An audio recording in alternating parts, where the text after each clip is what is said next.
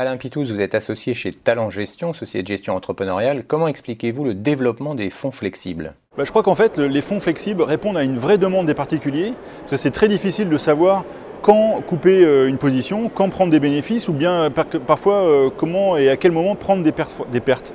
Et donc du coup, quand on a affaire à un gérant flexible, ce gérant s'occupe de ça. Comment un particulier peut-il faire le tri entre les différents fonds flexibles ? Je crois que la meilleure moyen de choisir un fonds flexible, c'est déjà de savoir ce qu'on veut prendre comme risque.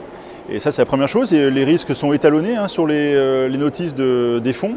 Et puis il y a aussi un élément, je trouve intéressant de regarder, c'est quand il y a eu un événement de marché important, de regarder comment se comportait le fonds en question. C'est-à-dire que parfois on est prêt à supporter un certain niveau de perte, qui généralement est assez parallèle, on va dire, à ce qu'on peut espérer gagner. Et bien quand on a pris une perte de 10 ou 15% sur un fonds flexible, parfois c'est beaucoup trop par rapport à ce qu'on peut supporter. Et généralement on peut doser avec ça, c'est une bonne manière de choisir. Vous avez lancé à la fin du printemps Talence Patrimoine, vous avez du coup subi la volatilité des marchés. Comment voyez-vous l'avenir ? Alors en fait on l'a subi depuis peu de temps, Le fonds a été lancé qu'en mars, donc pour le moment c'est encore assez récent. Comment on voit l'avenir ? On voit l'avenir en fait plutôt positivement sur l'Europe. La croissance est en train de repartir, les taux vont rester bas, alors ils ont un peu remonté effectivement, mais ils vont rester probablement assez bas encore assez longtemps.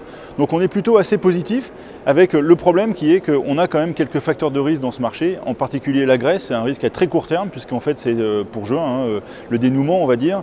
Donc on va avoir de la volatilité dans les semaines qui viennent, ce qui pour nous est plutôt un bon moment parce qu'en fait on se dit qu'on va peut-être avoir des opportunités pour investir dans de bonnes conditions. Donc on est assez optimiste en étant quand même raisonnable parce qu'il y a de la tension sur les marchés.